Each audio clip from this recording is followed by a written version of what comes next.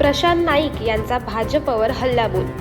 अलिबाग नगर परिषद निवडणुकीत महाविकास आघाडी शेकाप काँग्रेसने चांगलीच आघाडी घेतली आहे।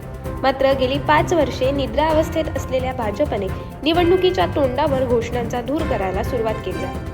भाजपकडून मतदारांना आमिष दाखवण्यासाठी घरपट्टी माफ करणार अशी घोषणा देण्यात येत आहे। मात्र यासाठी अर्थसंकल्पना कायद्याची तरतूद नसताना भाजप केवळ घोषणांचा धूर करत आहे असा पलटवार बिनविरोध निवडून आलेले नगरसेवक प्रशांत नाईक यांनी केला।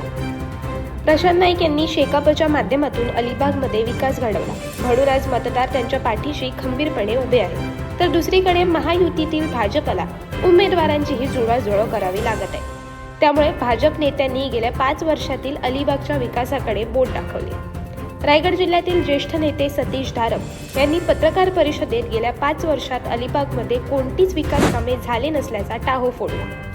मात्र हे आरोप करत असताना त्यांनी एक प्रकारे सत्ताधारी भाजपच्याच अब्रूचे धिंडवडे काढले, कारण गेली 4 वर्षे अलिबाग नगर परिषद प्रशासक कामकाज पाहत होता।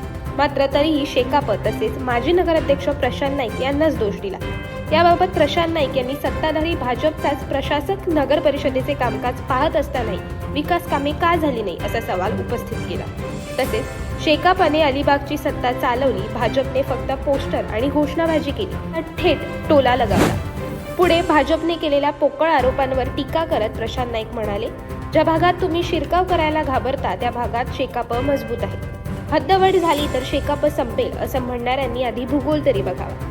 ज्या भागात तुमचे झेंडे लावायलाही लोक तयार नाहीत तिथे शेकापची नाळ जोडलेली आहे। त्याचबरोबर 2021 पर्यंतचा अलिबाग नगर परिषदेतील माझ्या नगराध्यक्षपदाच्या कारकिर्दीतील कारभार स्वच्छ पारदर्शक होता।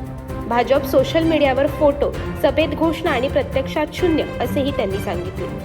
अंतिम सर्जनशील प्रहार करताना नाईक म्हणाले, हा संघर्ष सीमांचा नाही तर हा विचारधारेचा सामना आहे। सत्ता येते जाते, पण जनता उभी राहिली की ताकद आपोआप वाढते।